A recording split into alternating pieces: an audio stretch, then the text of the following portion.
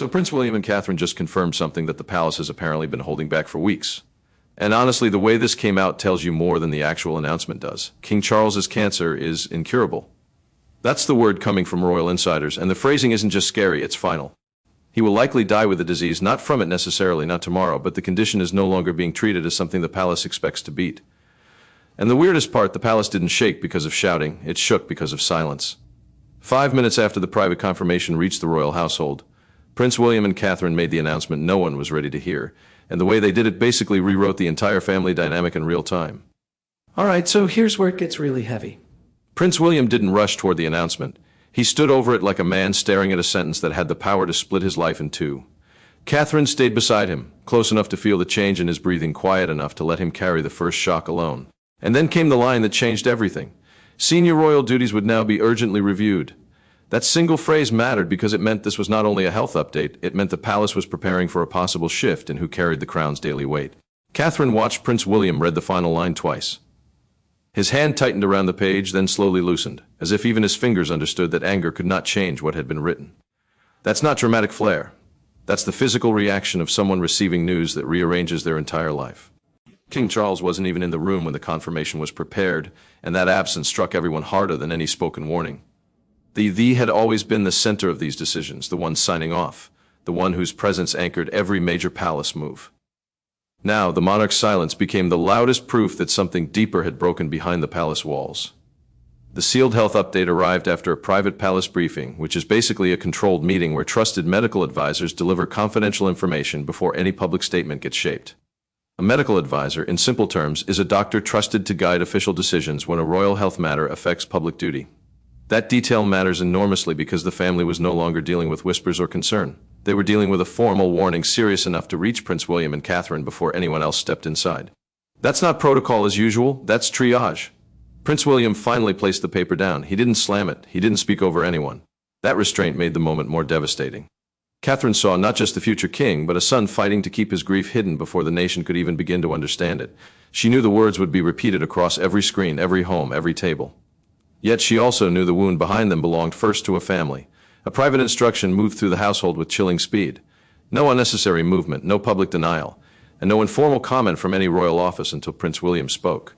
That order mattered because one careless sentence could shake public trust, and one false reassurance could make the tragedy feel like a cover-up. The palace wanted control, the family wanted time, but King Charles's condition had stolen both. Prince William looked toward Catherine before the final confirmation was released. She gave him no speech, only a steady presence, and that was enough. The prince understood that once the words left him, the tragedy would no longer belong to one room. It would belong to the monarchy, to the people, and to every person standing close enough to the crown to be tested by it.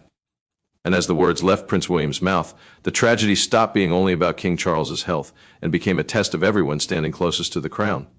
Behind the palace walls, the announcement landed differently on every heart. For Prince William, it was the sound of childhood fear returning in adult form. For Catherine, it was a call to stand beside him while the ground shifted beneath their family. For King Charles, it was the cruelest reminder that even a king cannot command time. And for Camilla, it was the beginning of a loneliness no title could soften.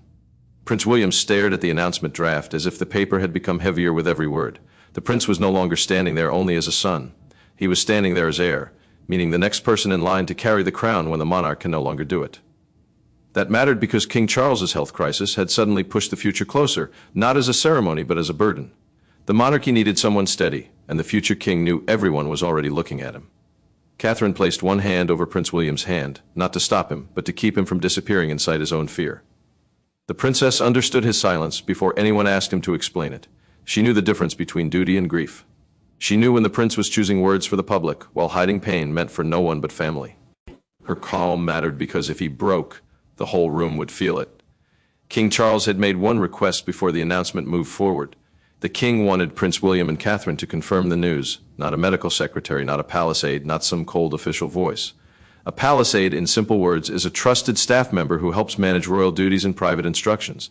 That choice mattered because the monarch wanted the future of the crown to speak with one voice. He wanted strength, but he also wanted tenderness. Camilla received the news separately, and the queen consort did not reach for anyone. She sat rigidly in her chair as the door closed, her face pale, her hands still, her title suddenly useless against the loneliness spreading around her. Camilla had stood beside King Charles through storms before, but this felt different. This was not gossip. This was not family tension. This was the king's body forcing the palace into decisions no heart was ready to make. A senior aide quietly removed the public engagement folder from King Charles's desk. Public engagements are official visits and appearances where royals represent the crown in front of the people. That small act mattered because it signaled what no one wanted to say aloud. Some appearances might never happen as planned. Prince William saw the empty space on the desk. Catherine saw his face change. Camilla heard the silence after the door shut and understood the old rhythm had cracked. The announcement had already shaken the palace, but the deepest wound was still hidden behind it. Prince William knew it. Catherine felt it. King Charles had prepared for it, and Camilla, alone with the truth, began to realize that the tragic confirmation was only the surface. To understand why this confirmation carried such devastating force, you have to look back to the moment that changed everything. Every royal crisis has a moment that later feels impossible to ignore. This one began not with a public collapse, not with a headline, but with a dinner no camera saw at Windsor. During what was meant to be a calm family evening, King Charles reached for his glass, stopped mid-conversation, and looked toward Prince William with an expression that made the room fall silent. That was the trigger no one forgot. King Charles had entered that dinner determined to keep control. The king wanted one quiet evening, one calm discussion, one chance to speak about future royal duties without panic spreading through the household. Future royal duties simply mean the public work, state visits, ceremonies, and official appearances that keep the monarchy visible and active. That mattered because those duties were not just events on a calendar. They were proof that the monarch was still strong enough to lead. Prince William noticed the change before anyone named it. The prince had been listening as King Charles discussed scheduling questions, but then the monarch's voice weakened. Catherine looked across the table and saw his fingers pressed against the edge as if he was holding himself steady through pride alone. The princess did not interrupt. She did not alarm the room, but she understood in that instant that this was no ordinary tiredness. This was the body warning the crown. King Charles tried to continue. He forced another sentence, then stopped again, and that second pause carried more fear than any confession could have carried. Prince William pushed back his chair, not wildly, not for drama, but sharply enough that everyone heard it. The sound cut through the room. The sun was gone for one breath, and the protector stood in his place. Catherine saw it happen. She knew the future king had crossed from concern into command. The dinner ended early. No grand explanation followed. No public words softened the moment. A confidential medical review was ordered after King Charles returned to his private rooms. A medical review means a serious check by trusted doctors to decide what the king could safely continue doing. That mattered because it moved the crisis from private worry into official preparation. The palace was no longer asking whether something was wrong. It was asking how much could still be hidden. Catherine later found Prince William alone in a corridor, staring toward Kingspeak at first. He simply stood there carrying the terrible knowledge that a father's weakness could become a nation's turning point. The princess stayed beside him, and her silence told him she had seen the same thing. They both understood the family had crossed a line it could not uncross. King Charles's private team began shaping a reduced duty plan without telling the wider household. That plan meant some responsibilities could be moved away from the king to protect his health. It mattered because every shifted duty would whisper the same truth. The monarch was not as strong as the public had been led to believe. The dinner exposed the fear, but the confrontation that followed exposed the fractures no one could hide anymore. The palace had survived scandals, resignations, family rifts, and national storms, but nothing felt as dangerous as the private confrontation that followed King Charles's health confirmation. No cameras, no carefully chosen balcony smiles, no polished statement to protect them, just Prince William, Catherine, Camilla, and King Charles in one room, with the truth between them, like a blade placed on the table. Camilla demanded an answer before anyone else could settle the room. The Queen Consort wanted to know why she had not been allowed to shape the wording of the announcement, why Prince William and Catherine had spoken first, and why King Charles's condition had been placed before the public with such painful honesty. The health confirmation, the official family statement about the king's serious decline, mattered because it did not just explain illness, it changed the balance of trust inside the palace. King Charles sat beside a small table, present but visibly worn by the weight of the moment. The king did not interrupt at first. He watched Camilla speak, then watched Prince William stand near the door as if guarding both his father and the future waiting behind him. The prince understood why this room mattered. If the family fractured here, the public would eventually feel it. If the truth became a weapon, the monarchy would bleed from the inside. Camilla said the words had made King Charles look weak. Her voice carried fear, but it landed like accusation. Prince William answered with quiet fury. He told the Queen Consort that hiding the truth would have made the family look cruel, and cruelty would have damaged the crown for more than honesty ever could. Catherine saw his jaw tighten. She saw Camilla's face harden. She knew grief was turning into blame. Catherine stepped forward before the argument broke open completely. The princess did not raise her voice, but her emotion cut through the room. She reminded them that King Charles was still sitting there, still listening, still human beneath the title. That mattered, because the monarchy had already asked too much of the king's body. It could not now ask him to watch his family fight over how fragile he was allowed to appear. King Charles finally spoke through a documented private account, later recorded by a senior household note-taker. The king revealed that he had personally approved Prince William and Catherine's role in the announcement. He trusted them to protect the monarchy and the public at the same time. The crown, meaning the royal institution and the duty attached to it, needed one steady voice. In that moment, the monarch made clear whose voice he believed could carry it. Prince William did not look victorious. The prince looked devastated. Catherine stayed close, knowing this was not a win for them. It was a wound. Camilla heard the second truth a moment later. Some royal duties had already been reviewed, and certain responsibilities could move to Prince William sooner than expected. The queen consort went still because that was the part no one had said out loud. King Charles lowered his gaze, and the room changed. He had not only confirmed his trust, he had confirmed his shift. Camilla understood it. Catherine felt it. Prince William carried it. And from that moment, the crisis was no longer only about health, grief, or family pain. That question moved the crisis from emotion into control. And control was where the palace became most dangerous. Power inside the monarchy rarely arrives with thunder. It moves through folders, signatures, schedules, and who is asked to enter the room first. After the tragic health confirmation, one fact became impossible to ignore. Prince William was no longer waiting outside history. He was being pulled into it. And Catherine, calm but visibly shaken, became the person helping him carry what King Charles could no longer fully hold. Prince William sat with the duty folder open in front of him, but he did not turn the page. The prince knew what the folder meant. A duty folder is a private set of schedules, public visits, and official tasks prepared for working royals. That mattered because this was not just paperwork. Every page showed where the king might no longer appear, and every replacement line pushed the future king closer to a role he never wanted to inherit through fear. Catherine watched him struggle with the silence. The princess understood that stepping forward could look powerful to the world, but inside the family it felt like grief wearing a uniform. She told Prince William that protecting King Charles did not mean replacing him. It meant giving the monarch space to choose what strength still looked like. Her words mattered because the palace needed steadiness, but the prince needed permission to be a son before becoming a symbol. King Charles's reduced schedule was no longer treated like a short pause. The king's condition had turned it into a serious constitutional and emotional adjustment. Constitutional, in simple words, means anything connected to how the monarchy functions within the country's public system. That mattered because King Charles was not only a father trying to recover, he was the monarch, and every cancelled duty raised questions about who would carry the crown's work next. A palace aide entered quietly with a marked list from King Charles's office. The aide revealed through a documented household account that the king had already placed Prince William's name beside several engagements before the public announcement. The monarch had understood the decline earlier than most people around him. He had not been careless. He had been preparing. That discovery hit the prince harder than any command because it proved his father had been thinking about the future while hiding the pain of the present. Prince William looked toward Catherine and admitted the truth he had been swallowing all morning. He said he never wanted this moment to arrive through suffering. The princess did not rush to comfort him with easy hope. She simply reminded him that King Charles still had dignity, still had choice, and still had a son strong enough to guard both. The future king heard her, but the weight did not lift. It only settled deeper.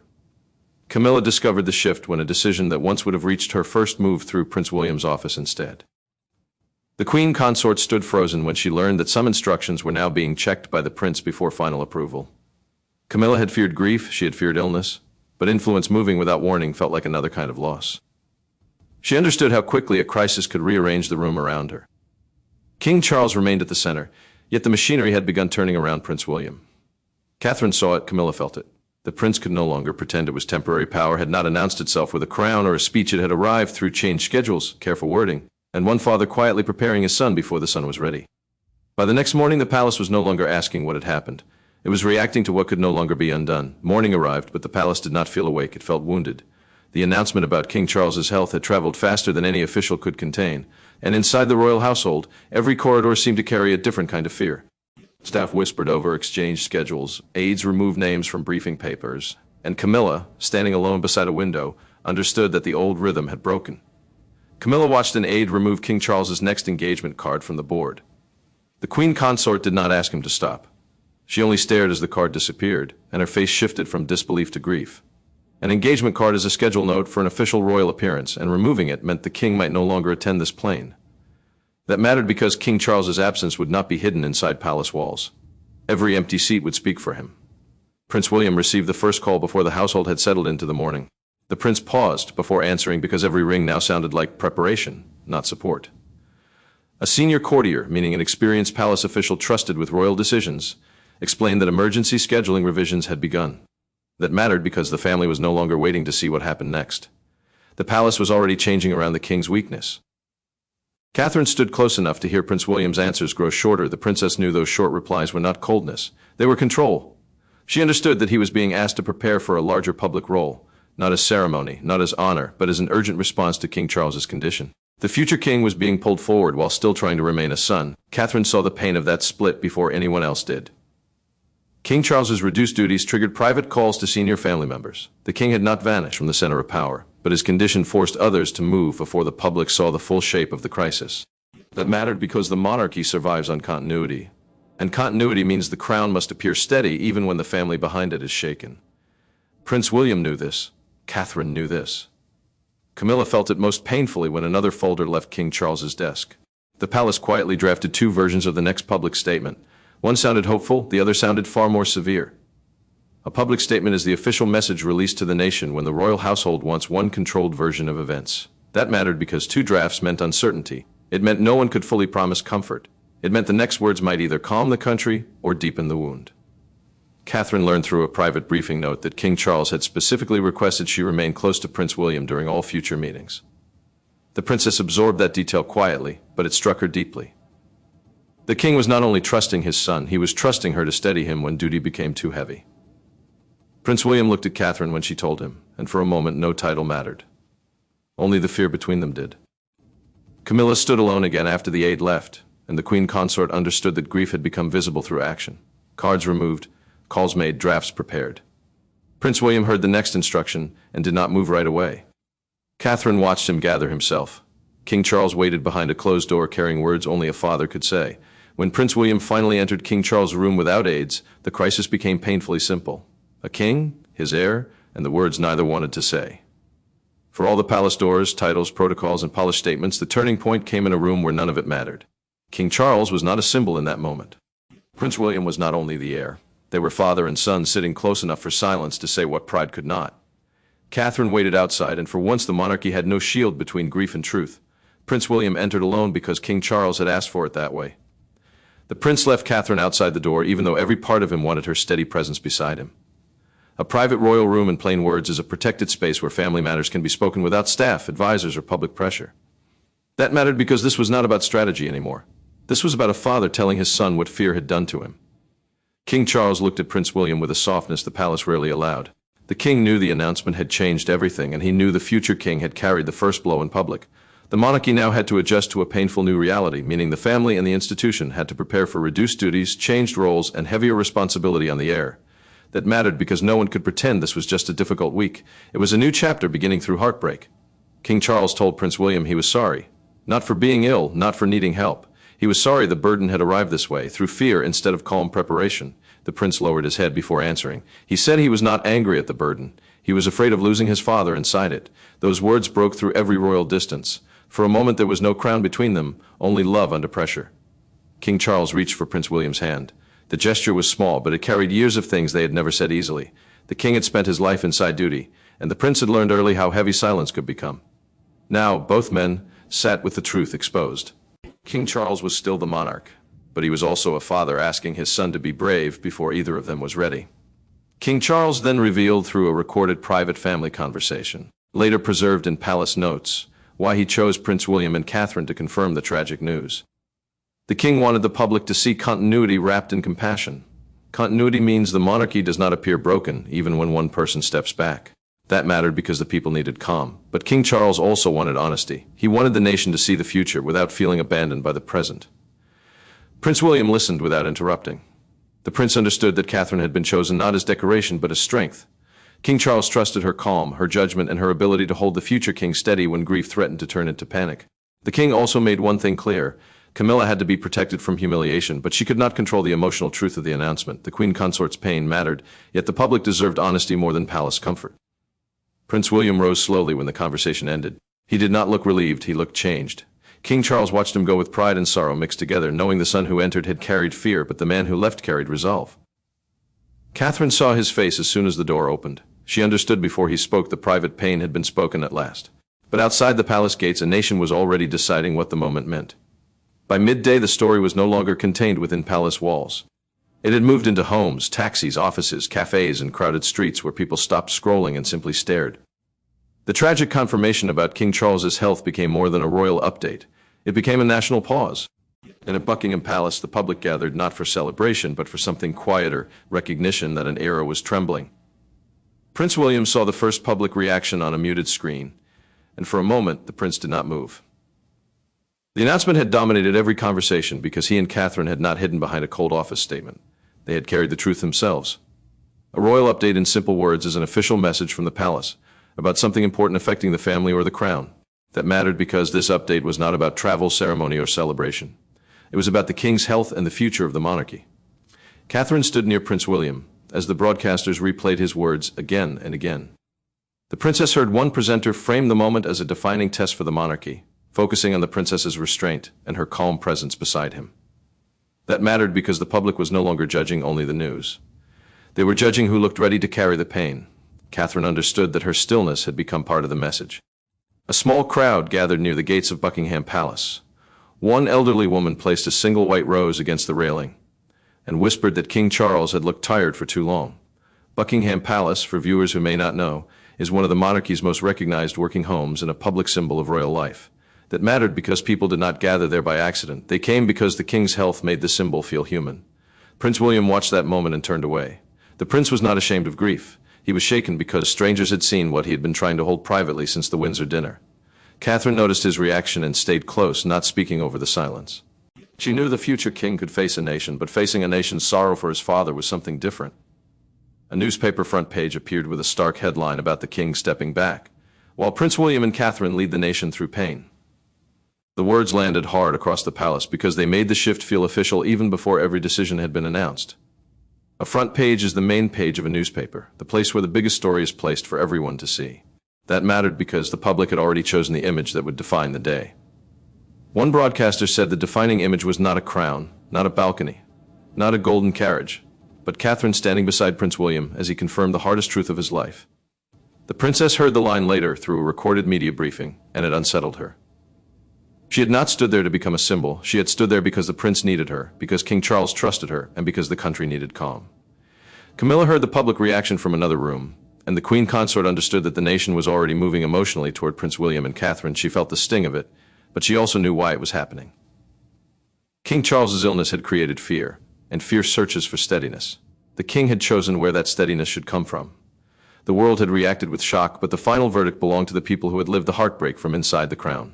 In the end, snorts, the tragic confirmation about King Charles's health did not destroy the monarchy. It stripped it bare. It revealed the fear beneath the ceremony, the love beneath the duty, and the cost of a crown passed through pain instead of celebration. Prince William and Catherine did not simply deliver news. He had been preparing. That discovery hit the prince harder than any command because it proved his father had been thinking about the future while hiding the pain of the present. Prince William looked toward Catherine and admitted the truth he had been swallowing all morning. He said he never wanted this moment to arrive through suffering. The princess did not rush to comfort him with easy hope.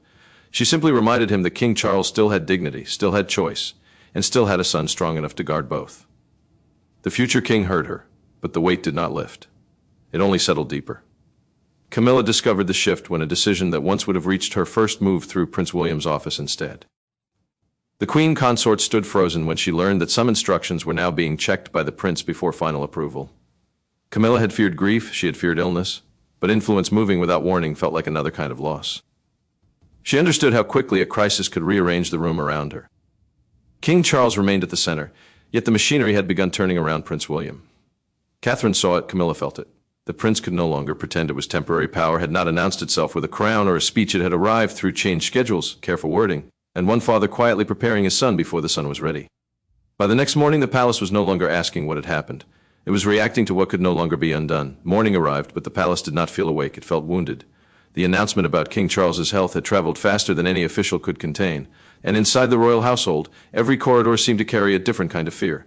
He had been preparing. That discovery hit the prince harder than any command because it proved his father had been thinking about the future while hiding the pain of the present. Prince William looked toward Catherine and admitted the truth he had been swallowing all morning. He said he never wanted this moment to arrive through suffering. The princess did not rush to comfort him with easy hope. She simply reminded him that King Charles still had dignity, still had choice, and still had a son strong enough to guard both. The future king heard her, but the weight did not lift. It only settled deeper. Camilla discovered the shift when a decision that once would have reached her first moved through Prince William's office instead. The queen consort stood frozen when she learned that some instructions were now being checked by the prince before final approval. Camilla had feared grief, she had feared illness, but influence moving without warning felt like another kind of loss. She understood how quickly a crisis could rearrange the room around her. King Charles remained at the center, yet the machinery had begun turning around Prince William. Catherine saw it, Camilla felt it. The prince could no longer pretend it was temporary power, had not announced itself with a crown or a speech. It had arrived through changed schedules, careful wording, and one father quietly preparing his son before the son was ready. By the next morning, the palace was no longer asking what had happened. It was reacting to what could no longer be undone. Morning arrived, but the palace did not feel awake. It felt wounded. The announcement about King Charles's health had traveled faster than any official could contain, and inside the royal household, every corridor seemed to carry a different kind of fear.